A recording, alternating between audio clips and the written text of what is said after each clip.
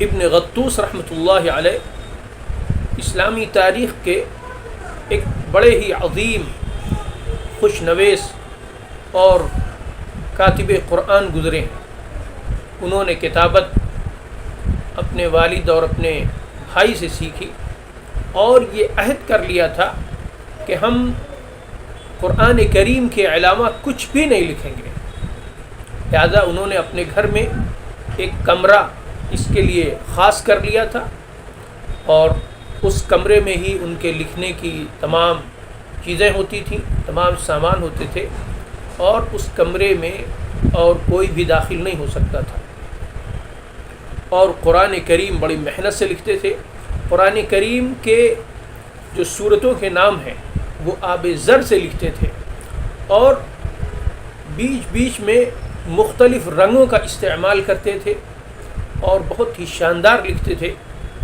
کہا جاتا ہے کہ ان کے زمانے میں ان کے جیسا کوئی کاتب تھا ہی نہیں، حتیٰ کہ بڑے بڑے لوگ اور بادشاہ حضرات ان کے قرآن کو لے کر جمع کرنے میں ایک دوسرے سے سبقت لے جانے کی کوشش کرتے تھے، اور وہ اس وقت 200 درہم سے کم میں قرآن کریم ہدیہ بھی نہیں کرتے تھے۔ ایک تاریخ داں کے مطابق انہوں نے اپنے ہاتھوں سے 500 کے قریب، اور ایک تاریخ داں کے مطابق انہوں نے اپنے ہاتھوں سے 1000 کے قریب قرآن کریم لکھے ہیں۔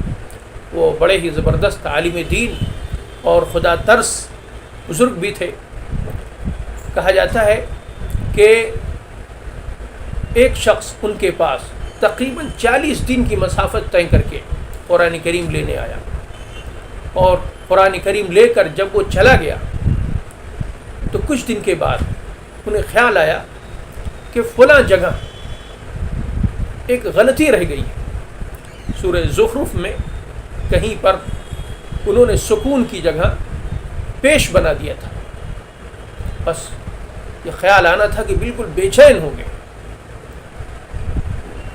اور فوراً اسی وقت پابرکاب ہوئے اور نہ دیکھا رات نہ دیکھا دن مسلسل چلتے رہے، یہاں تک کہ اس شخص کے گھر پہنچ گئے اور اس کا دروازہ کھٹکھٹایا، اور اتنی جلدی میں تھے اور اس کو اتنی جلدی صحیح کر دینا چاہتے تھے، وہ غلطی اتنی جلدی مٹا دینا چاہتے تھے کہ بھول گئے کہ ہم اتنی دور سے آئے ہیں، ہمیں سلام بھی کرنا چاہیے۔ تو دروازہ کھٹکھٹایا اور وہ شخص نکلا تو اس سے پوچھ رہے ہیں قرآن کہاں ہے؟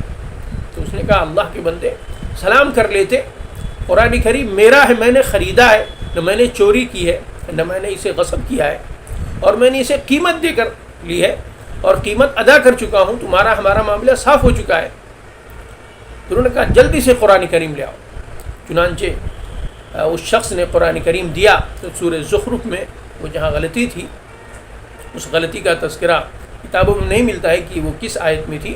بہرحال انہوں نے سکون کی جگہ پیش بنا دیا تھا، اسے صحیح کیا، اور جس کلر میں وہ سکون بناتے تھے اس کلر میں اس کو کیا، اور پھر وہاں سے واپس آ گئے۔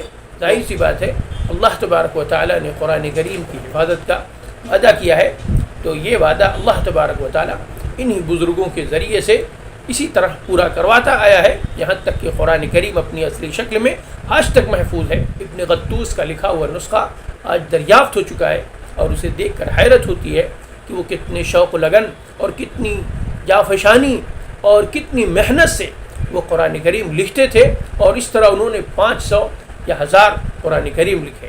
اللہ تبارک و تعالی انہیں اور ہمارے تمام سلف صالحین کو اور ان تمام لوگوں کو جنہوں نے دین کے لیے قربانیاں پیش کی ہیں، دین کے لیے جد و جہد کی ہے اور مشقتیں برداشت کی ہیں، بہترین بدلہ نصیب فرمائے، اور جنت الفردوس میں انہیں اعلیٰ سے اعلیٰ مقام نصیب فرمائے۔